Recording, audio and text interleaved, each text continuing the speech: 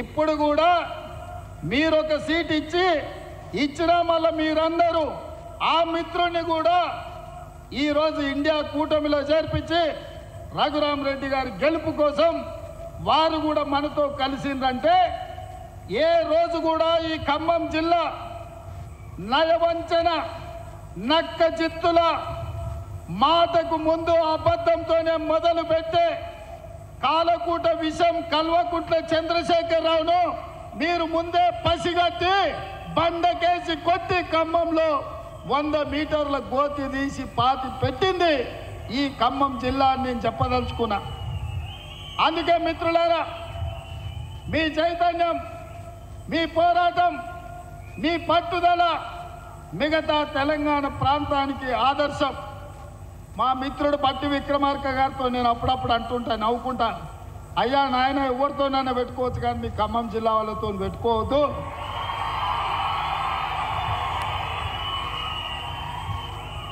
ఎందుకంటే ఎంత దూరమైనా మీరు అనుకున్న దానికోసం కొట్లాడతారు.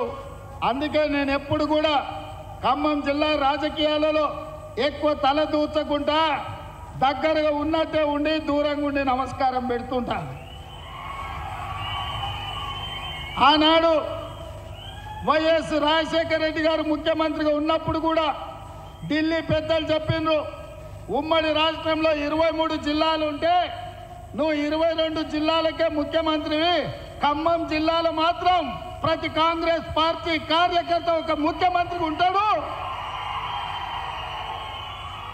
వాళ్ళ సమస్యల మీద వాళ్ళే కొట్లాడుకుంటారు, వాళ్ళకు వాళ్ళే నాయకత్వం వహించుకుంటారు, వాళ్ళకు వాళ్ళే పార్టీని గెలిపించుకుంటారు. మనం వాళ్ళకు సహకరించాలి తప్ప మనం వాళ్ళ విషయంలో ఎక్కువ కలగజేసుకోవద్దని ఆనాడు వైఎస్ రాజశేఖర రెడ్డి గారికి చెప్పింది ఈనాటికి నాకు గుర్తుంది. ఎందుకంటే నేను ఒకసారి కాంగ్రెస్లో చేరిన తర్వాత ఢిల్లీలో పెద్దల్ని అహ్మద్ పటేల్ గారిని కలవడానికి పోయినప్పుడు నాకు ఈ విషయాన్ని గుర్తు చేసింది. అందుకే మిత్రులారా, ఈ ఖమ్మం జిల్లా చైతన్యవంతమైన జిల్లా, ఈ ఖమ్మం జిల్లా దేశ రాజకీయాలకు ఒక దిక్సూచి, రాబోయే మార్పును, జరగబోయే పరిణామాలను ముందుగానే గుర్తించి ఈ దేశ ప్రజలకు ఏది మంచిదో ఆ రకమైన నిర్ణయం చేయడంలో మీరందరూ కూడా దిట్ట.